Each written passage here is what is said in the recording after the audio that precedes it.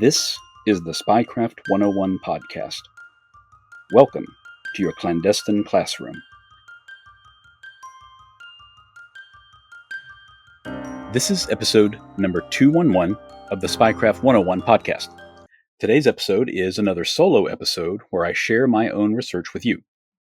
This time, I'm talking about Ralph Sigler, a U.S. Army warrant officer and one of the best double agents in Army history, who died under mysterious circumstances in a Maryland hotel room in 1976. I briefly discussed Sigler's death way back in episode 76 in December 2022, but I decided this case was worth a much more in-depth exploration.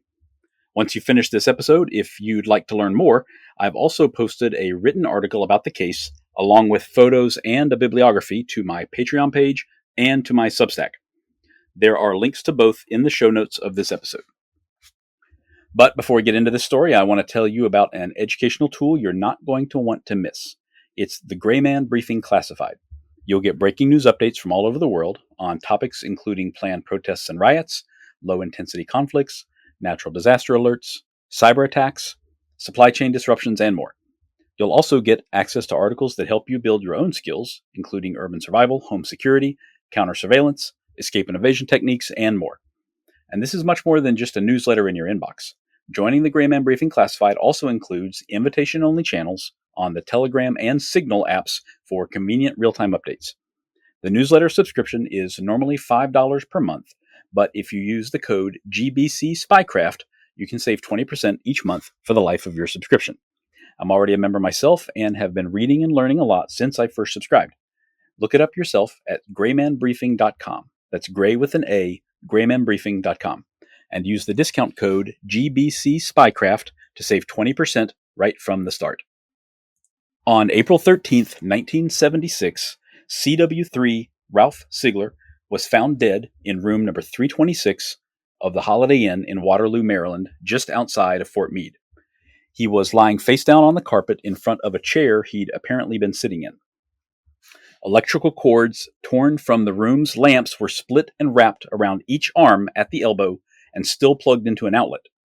The wires were still live, and Ralph's elbows were still crackling and burning when the door to his room was opened. He was holding a crushed plastic water cup in his left hand, which he presumably had used to pour water onto the electrical contacts wrapped around his arms. Both the door's deadbolt and the window had been locked from the inside when he was discovered. A side door connecting to the next room was also deadbolted, and the chair Sigler used was blocking it as well. The U.S. Army and Maryland State Police ruled it a suicide, even as bizarre as it was. Ralph Sigler was born in Hertnik, Czechoslovakia in 1928. He was originally named Rudolf Siglar with a C and immigrated to the United States in his youth with his father and sister following his parents' separation. His mother continued living in Czechoslovakia behind the Iron Curtain. Ralph, his father, and his sister survived through the Great Depression by raising hogs, and Ralph barely had time for his studies because the farm kept him so busy. He dropped out of school in 1947 as soon as he was old enough to enlist in the Army. Years later, when Ralph finally had a chance to see his mother again, she'd taken up with a Soviet soldier who was stationed in Czechoslovakia, and that was the end of his personal relationship with her. In 1955, while he was stationed in Stuttgart, West Germany, he met and married Ilse Oehler. They had one daughter together named Karen Sigler. He also gained his U.S. citizenship there and legally changed his name from Rudolf Siglar to Ralph Sigler immediately afterwards.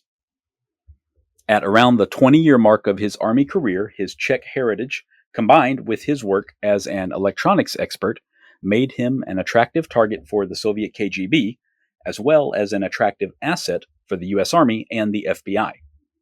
Ralph was fluent in Czech, German, and English, with some Russian as well. He was willing to take calculated risks, he was a fast learner, and he had an excellent memory for details, all of which were critical skills for a spy. In 1966, a computerized search of all Army personnel records identified him as a potential candidate for double agent operations against the Soviet bloc, along with 34 other soldiers. After some additional checks, Ralph stood out as the best candidate of all. He was approached at home by an FBI agent and two counterintelligence agents assigned to the Special Operations Division of the U.S. Army Intelligence Agency. They asked him to volunteer to work for Soviet intelligence, and Ralph agreed immediately. The operation would be run jointly by the FBI and Army, which would prove to be a problem several years down the road. At the time, Ralph was serving in the active Army as a sergeant first class. He left active duty and joined the Army Reserve as a warrant officer. This fast transition from active duty to the reserves, plus his commissioning as a warrant officer, were apparently handled through bureaucratic shortcuts by the Special Operations Division. Even as a reservist, he would still spend the next few years on active military orders. The first step of the operation was to walk into the Soviet embassy in Mexico City. Ralph succeeded in contacting Soviet intelligence as planned and convinced them of his bona fides. He was about to be sent to Germany on orders from the U.S. Army for 2 years, so follow-up meetings would happen in Europe. During this tour, his wife and daughter, Karen, remained behind in El Paso, Texas. In 1968, he began passing the KGB documents related to the Army's radar and missile systems. His motivation, as far as they knew, was cash payments and an improved living situation for his mother, who was still in Czechoslovakia. The documents he handed over were a mix of low-level intelligence that had been reviewed and cleared for release, along with falsified intelligence intended to mislead the Soviets as to the Army's true capabilities for electronic warfare and missile development. Most of the publicly available information right now about Ralph's work as a double agent comes from Ilse, his wife, who spoke to reporters after his death, and after she tried and failed to get any clear answers from the Army and the FBI. According to Ilse, Ralph met with his Soviet handlers approximately once every 3 months in Zurich, Switzerland, between 1968 and 1970. Following this 2-year tour in Germany, he was assigned to a unit at Fort Bliss in El Paso, Texas, and moved there with his family. From Fort Bliss, he traveled down to Mexico City every 3 months for more meetings with the KGB. By this time, Ilse knew that her husband was involved in something unusual and important, but he never discussed it with her. However, after returning home from Mexico City one day, Ralph was visibly upset and expressed serious doubts about the mission to her. He told her he felt like he was being made to sell out his country and felt he was in too deep now to get out. After 2 years at Fort Bliss, Sigler was next assigned to South Korea for a 1-year unaccompanied tour. Ilse believed he continued his contacts with the KGB from there because he took several trips to Hong Kong from South Korea. Sigler came back to Fort Bliss after a year in South Korea, but then, in 1974, the family took a vacation to Vienna, Austria, as cover for yet another meeting with Soviet intelligence. He also began communicating with them using Morse code on a Sony shortwave radio set he kept at home. Through all of these meetings and developments, Ralph still had to continue his normal duties and responsibilities as an electronics technician. His chain of command knew nothing at all about his work with Army counterintelligence and the FBI. The cash rewards he received from the Soviets were turned over to the Army with the exception of a small amount he was ordered to spend to give the Soviets the impression he was making use of all the money they paid him. Ilse believed that over the course of 8 years, he received about $100,000 from the Soviets. In January 1976, he came home one evening with false identification cards for the whole family. The cards were birth certificates for the province of Ontario, Canada, with the last name of Engler for Ilse and Karen, and the name Riddler for Ralph himself. He might have received them via a dead drop from the Soviets' top illegal agent in the U.S. at the time, named Rudy Herman. You might remember Rudy's name from my interview with Sean Walker, author of The Illegals, for episode number 207. Rudy Herman was born Dalibor Valušek in Czechoslovakia in 1929, just 1 year after Ralph. He was recruited by the KGB in 1955 while studying at Charles University in Prague. He was then sent to East Germany for language training, where he eventually married his German language tutor. The two of them were then selected to go overseas as a pair of illegal agents operating without diplomatic cover. First, they crossed into West Germany in 1957 before the construction of the Berlin Wall. They and their newborn son Peter were accepted as West German citizens and then immigrated to Canada 5 years later. After settling in Toronto, Rudy was able to get a job with the Canadian Broadcasting Corporation as a sound technician. Shortly after the family became naturalized Canadian citizens in February 1967, KGB ordered them to move again, this time to the United States. Rudy's long-term goal was to penetrate the Hudson Institute, a Washington, D.C. based think tank where the KGB believed was a front organization for the U.S. government. Although this task was not realistic for Rudy, considering he was a media specialist living in upstate New York, he spent years attempting to infiltrate the institute. His Herman identity had no education credentials because his studies at Charles University in Prague were under his birth name, so he had very few options in which to get close to anyone from the institute. Rudy also traveled around the country scouting dead drop locations which he assumed would be used by American spies recruited by Soviet intelligence. By this time, he was the KGB's top illegal agent in the United States around 15 years after he was first recruited. In 1975, Ralph and Rudy's paths crossed. Two of the dead drop locations Rudy had selected were near White Sands Missile Range in New Mexico, intended for Ralph himself, who was nearby at Fort Bliss in El Paso. One was in a cemetery at the grave of a child who died at the age of 3, and the other was underneath a gas pipeline leading from a power plant. Ralph had hand-drawn diagrams of both of these dead drop locations in his belongings. FBI observed Rudy servicing the dead drop and began a long-term investigation of the Herman family. 2 years later, they confronted Rudy and offered him a choice: prison or defection. Rudy chose to work with the FBI and continued under their control through 1979, sending messages back to the KGB under the watchful eyes of the FBI. In 1980, he appeared in disguise at a press conference to declare his past career as an illegal agent in an effort to publicly embarrass and discredit Soviet intelligence. Afterwards, the family moved to the West Coast to live under new names to avoid any reprisals from the KGB. Unmasking Rudy Herman might have been one of Ralph's greatest successes as a double agent.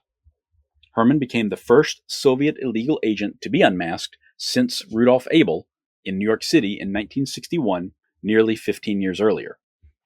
But by early 1976, before Rudy Herman was turned, and just months before Ralph died, it appears the operation was beginning to fall apart in some ways. Ralph was keeping things from his handlers, and the Army case officers were butting heads with the FBI, particularly with Special Agent Joe Prasik. Prasik had been involved since the beginning, and he and Ralph had bonded because both men were of Czechoslovakian heritage. There were a few times when the Army was not aware of Ralph's activities because he was taking directions from the FBI only, even though he was still a uniformed service member and part of this joint operation. Because he was getting close to 30 years of military service, Ralph began preparing for his retirement, although he still wanted to continue the double agent operation afterwards. After retiring from the Army, he would report to the FBI only, and with their help, he planned to find work with a defense contractor so the KGB would still want to meet with him periodically. But in March of 1976, his handlers learned he intended to publish a book about his years as a double agent. He'd begun drafting his memoirs about 2 years earlier and had even joked around with FBI agent Joe Prasik about collaborating on a book once the operation ended. When they realized he was serious, his handlers insisted that he be debriefed and undergo a polygraph examination. They believed that he would include highly sensitive information in his memoirs and that he'd been holding on to classified documents to aid him in his writing. Ralph had not undergone a polygraph examination for nearly 5 years by that point, and considering the number of contacts he'd had with the KGB since then, a polygraph examination was arguably long overdue. He was called to San Francisco, California for several days, where he failed the poly examination. His answers revealed he'd been giving the KGB more information than was authorized, and that he had copies of classified reports hidden inside the family home, plus his own handwritten notes on what had transpired before, during, and after his meetings with Soviet intelligence. Beginning on April 4th, 1976, Ralph was then booked into a pair of hotel rooms for 9 days. First at the Howard Johnson Motor Lodge in Dorsey, Maryland, and then at the Holiday Inn in Waterloo, Maryland, both just outside of Fort Meade. Nearly every day, he was debriefed by Army counterintelligence, and Ilsa believed they continued to raise the pressure on him over time. He wasn't under arrest or lawful detention, but he also did not appear to believe he was free to leave. Over the course of these 9 days, he was subjected to more polygraph examinations and continued to fail, even after making several disclosures during the debriefings. The interviewing agents believed there was still something else he must be hiding. On the 4th day of his debrief, Ralph consented to a search of his home and called Ilsa to tell her to allow Chief Warrant Officer John Shaftstall to enter the home and retrieve some documents. He had hidden them inside a large speaker, so Shaftstall used a screwdriver to disassemble the speaker and took the documents and a black metal case containing fake passports and more notes. Over the next few days, Ralph continued to call home, but his tone was increasingly worried and emotional. Ilsa began to fear that something would happen to him. On the afternoon of April 13th, he made his final call to his wife. He told her, quote, "Listen to me. Get a respectable lawyer and sue the Army. I'm dying. I never lied." End quote. Ilsa called all her contacts in the Army, but no one checked on Ralph until the following morning when he was found face down on the carpet. Maryland State Police ruled it a suicide, and an autopsy by an Army pathologist at Walter Reed Hospital in Washington, D.C. found nothing unexpected other than that Ralph died with an extremely high blood alcohol level. He suffered a broken and bloody nose when he pitched forward out of the chair when he turned the electricity on. 3 days after Ralph's death, Ilsa received a letter from him at their home in El Paso. It was written on Howard Johnson Motor Inn stationery on April 10th, 4 days before he died. The letter read in part, quote, "Should anything happen to me, suicide, death, or accident, sue the U.S. Army for being the cause." End quote. He went on to name several Army personnel he blamed directly for his circumstances, and urging her to get a respectable lawyer, just as he would do during their last phone call on April 13th. Ilsa always believed that either the investigators resorted to torture in an effort to extract a confession from him, or that he became so despondent after days of harsh interrogations that he chose to end his life with what was available to him in the hotel room. Afterwards, she met on several occasions with officers from the U.S. Army Intelligence Agency, which later merged with the Army Security Agency to become the Army Intelligence and Security Command, or INSCOM. They told her that Ralph had been working as a double agent, but had made several mistakes which caused him to fail a polygraph examination. First, several years into his relationship with his Soviet handlers, they had begun to complain about the low quality of the intelligence he was providing them. In an effort to keep the relationship strong, and without getting permission from his U.S. handlers, Ralph had begun providing the Soviets with additional sensitive, unauthorized information over and above what he was cleared to give them. In the days leading up to his death in Maryland, the debriefing team had taken him out drinking at night in order to get him to relax and be more forthcoming about what information he had given the KGB. He gradually revealed his unauthorized disclosures over a period of several drinking sessions, and he was told that his days as a double agent were over. This would likely have led him to become very despondent after years of hard work and many risks taken, but the debriefers apparently did not consider that he might become suicidal.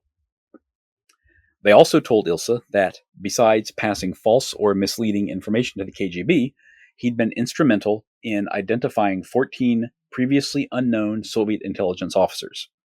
These were presumably all the contacts he met with in Mexico City, Vienna, and elsewhere, and possibly Rudy Herman as well. A few days after his death, an anonymous mail called the El Paso Times newspaper and suggested they look into the recent death of an Army officer of Czechoslovakian origin. When Sigler's obituary was published the following week, reporter John Stark immediately contacted Ilsa for additional information. She initially refused to comment, but months later she was still completely unsatisfied by her interactions with the Army regarding her husband's final days. Ilse hired a private detective named Fred Duval of DN Investigations to look into Ralph's death. Duval interviewed a maid named Vicki Brown at the Holiday Inn, who was likely the last person to see Sigler alive. She'd noticed that he was very nervous that morning as he waited outside while she freshened up the room. Every time the elevator at the end of the hallway opened, he would stare at it nervously. She also told Duval an astonishing story, that on the morning of April 14th, she'd seen another man checking into room 310 who looked exactly like Ralph Sigler. She later spoke on the record with El Paso Times reporter John Stark saying, quote, "If it wasn't his twin, it was his ghost." End quote. Stark wrote a multi-part expose on the story for the El Paso Times, but no one involved in Sigler's work was willing to comment on it publicly. The Army's only public statement was that he committed suicide after failing a polygraph examination. However, a trio of investigative reporters came to a very different conclusion. In the book Widows, published in 1989, authors William Corson and Susan and Joseph Trento posited that Sigler may have, in fact, been murdered by the KGB to prevent him from exposing Rudy Herman as their most successful illegal agent in the United States at the time. They wrote that Sigler's polygraph failure was reported to the Soviets by another mole at Fort Meade, and the KGB realized that their best agent in the U.S. Army had been feeding them disinformation all along. So, in an unheard of and incredibly brazen move, they used an American asset to locate and kill Ralph, then make it look like a suicide. The Trentos and William Corson believe the American asset was Richard Craig Smith, another Army counterintelligence agent assigned to the Special Operations Division. You might remember the story of Richard Craig Smith from episode number 177 of the podcast. Smith was arrested in April 1984 on charges of espionage, almost 8 years after Sigler's death. By that time, he was no longer with the Army and was working as a private businessman. The FBI believed he met with KGB agents in Tokyo during several trips he'd made to Japan at a time when his business was struggling and his personal debts were mounting. Smith's defense at trial was that he himself had been working as a double agent for the CIA for years, feeding false information to Soviet intelligence just as Ralph Sigler had done. But the CIA never came to his defense. The case was very murky at best and ultimately resulted in Smith being acquitted of all charges. His trial was one of the only cases of espionage during the Cold War which ended in a not guilty verdict in the U.S. The authors of Widows theorized that he had been a KGB asset for years, that he was at Fort Meade at the time of Sigler's debriefings, and that he came to the hotel that night to kill Ralph and stage the suicide. He may have lured Ralph to a different room and then moved his body back to his own room to stage the scene. If that is the case, none of this information came out during Smith's own trial in 1984. While there are significant loose ends regarding Ralph's story and his death, it seems somewhat far-fetched that one double agent could be convinced or threatened into killing another. The willingness to pass along classified information in exchange for much-needed cash is very, very different from killing someone on orders from a foreign intelligence service. The Soviet and Russian governments have a very long history of killing dissidents and defectors and other threats to their power all over the world. But those killings have been nearly unheard of inside the United States. The most analogous case is the death of Walter Krivitsky, a Soviet defector who was also found dead in a hotel room in February 1941. I also covered his death in episode number 76 of the podcast. Krivitsky was killed by a gunshot wound to the head with suicide notes found nearby. But there was evidence to suggest he was forced to shoot himself under duress or possibly held down and shot at an angle to make others think it was self-inflicted. If Krivitsky was murdered, one of the most likely suspects was George Mink, also known as Gody Minkowski, a union organizer, Communist Party member, and assassin for Joseph Stalin, who operated in the United States and Europe throughout the 1930s. But there is still no firm consensus on what happened to Krivitsky, just as there is no firm consensus on what happened to Sigler. However, while researching Smith's trial a few months ago, I was able to get in touch with one of Smith's family members. She was too young at the time to remember anything directly about the ordeal the family went through after he was arrested, but we did stay in touch after that. I contacted her again recently to ask her about the allegations published in Widows in 1989. She was not aware of the book and heard about it for the first time from me. But she told me that although the murder accusation was new, it was not entirely surprising to her. She felt like no one in the family had really known what he did, or even who Richard Craig Smith was. I was hoping for more specific information, but unfortunately she declined to elaborate further and wanted to keep the family business private, which is perfectly understandable. Nevertheless, that is an incredibly telling response, considering it was her first exposure to an allegation that Smith killed someone and got away with it. And while it certainly isn't evidence one way or another, I think it definitely adds to the overall mystery of this case and what might be locked away in some investigative record somewhere. Or maybe in an after-action report gathering dust in an archive in Moscow. There's some other loose ends to this case as well. According to the authors of Widows, Ilsa found photographs of Ralph with Soviet Premier Leonid Brezhnev and KGB Director Yuri Andropov taken during the family trip to Vienna when Ralph was quickly flown to Moscow and back. He had the photos hidden away in an unlocked box in a closet in their El Paso home. But it defies belief that the KGB would hand over clear, indisputable photographic evidence that Ralph was a Soviet spy. There are other documented cases of Americans receiving honorary Soviet rank or even medals for their espionage work, but those awards don't leave Russia because of the risk they pose to the ongoing operation. The photos of Brezhnev and Andropov and Ralph together do not appear in the photo insert in Widows because Ilsa apparently turned the only copies over to Army intelligence during a meeting at the Pentagon. Furthermore, although Ralph was suspected of divulging more classified information to the Soviets than he'd been authorized, it doesn't look like he was under a formal investigation by Army counterintelligence or by the FBI at the time of his death. He was questioned and polygraphed repeatedly, but only by the same men he'd been working with for years, men whose careers were now inextricably tied to Ralph's actions. There's no indication he was ever read his rights or detained or even told about potential legal consequences for his unauthorized disclosures.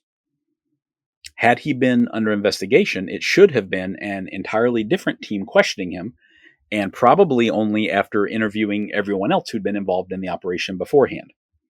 There's simply no way that Shaftstall or Prasik or the others could take an objective look at the entire situation, not when they personally had so much to lose if it went a certain way. There's also a big question as to what exactly Ralph could have given the Soviets over and above what he was already cleared to provide. His normal duties as an electronics maintainer were important, but not particularly high level. He had access to some classified manuals, but wasn't working on any top secret or compartmentalized programs as far as has been reported. He passed along what was given to him.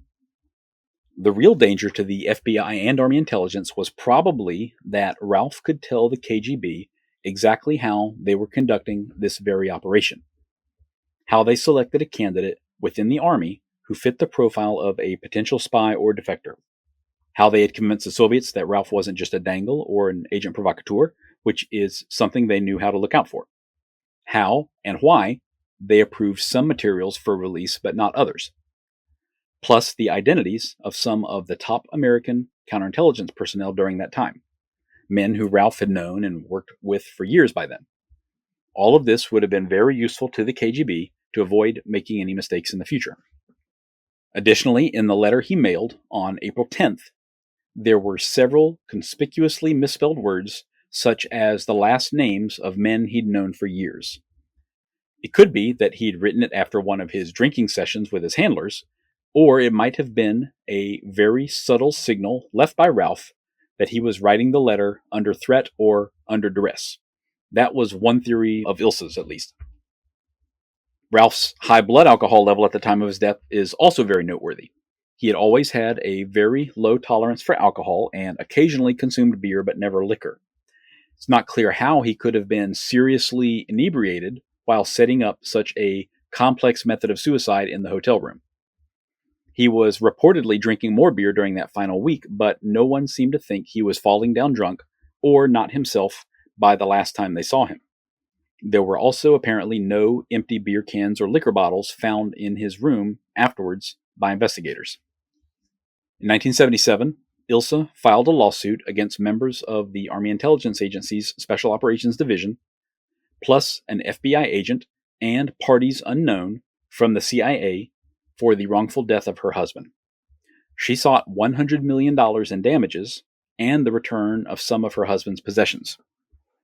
Over the next 5 years, she spent tens of thousands of dollars on legal fees as the lawsuit was slowly whittled down by the presiding judge. Eventually, it was settled out of court for a small amount of money, and Ilse spent many years continuing to search for the truth about her husband's death until she herself passed away in 2009.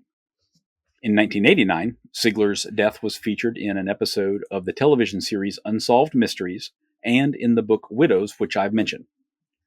But since then, there have been no major disclosures or revelations that shined any new light on what happened to Ralph Sigler that night in the hotel room outside Fort Meade. Don't forget to read my article on this case on either Substack or Patreon, complete with photos and a bibliography for further reading. And if you're interested in more of Spycraft 101, look for my page on Instagram at Spycraft 101. You can also find more great articles on my website, spycraft101.com. Thank you all for listening, and I hope you'll stick around because there's lots more to come. Disclaimer. This podcast is for entertainment purposes only. The stories and statements expressed herein are experiences and opinions. They may not reflect the views of the host or the production studio.